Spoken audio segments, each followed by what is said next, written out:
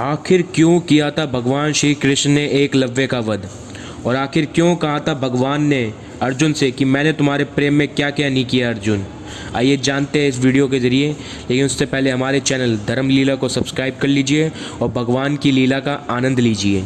एकलव्य की कहानी महाभारत काल में थी।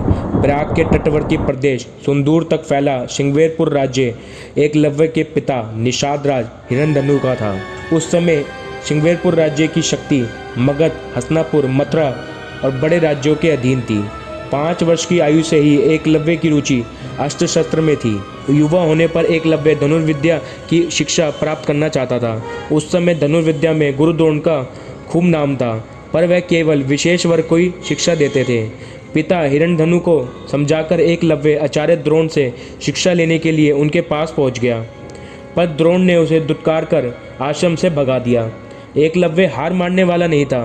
वह बिना शिक्षा प्राप्त किए घर लौटना नहीं चाहता था, इसलिए उसने वन में आचार्य द्रोण की एक प्रतिमा बनाई और धनुर्विद्या का अभ्यास करने लगा। शीघ्र ही उसने धनुर्विद्या में निपुणता प्राप्त कर ली।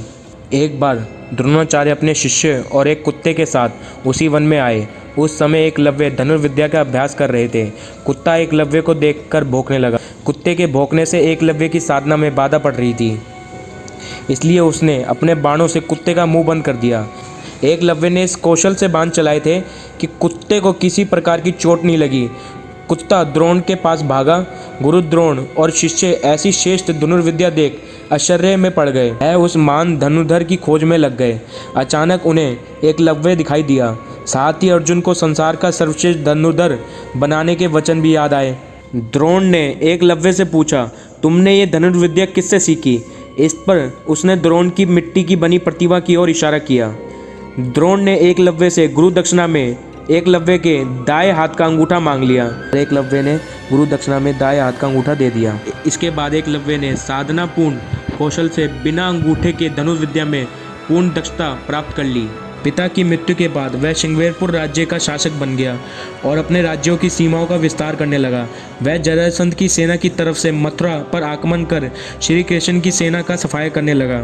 सेना में हाहाकार मचने के बाद श्री कृष्ण जब स्वयं उससे लड़ाई करने पहुंचे तो सिर्फ उसे 4 उंगलियों पर धनुष बाण चलाए देख श्री कृष्ण को अपनी आंखों पर विश्वास नहीं हुआ। चूंकि वह मानवों के नरसंहार में लगा हुआ था, इसलिए श्री कृष्ण को एकलव्य का संहार करना पड़ा। एकलव्य अकेले ही सैकड़ों यादव वंशियों योद्धाओं को रोकने में सक्षम था। इसी युद्ध में श्री कृष्ण ने छल से एकलव्य का वध किया था। उसका पुत्र केतुमान महाभारत युद्ध में भीम के हाथों से मारा गया। जब युद्ध के बाद सभी पांडव अपनी वीरता का बखान कर रहे थे, तब कृष्ण ने अपने अर्जुन प्रेम की बात कबूली थी। कृष्ण ने अर्जुन से स्पष्ट कहा था कि तुम्हारे प्रेम में मैंने क्या क्या नहीं किया अर्जुन।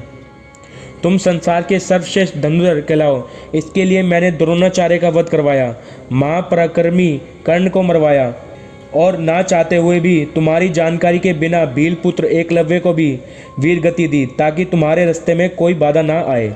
इसलिए भगवान श्री कृष्ण ने किया था एकलव्य का वध। अगर वीडियो अच्छी लगे वीडियो को लाइक करें, शेयर करें और चैनल को सब्सक्राइब करना ना भूलें।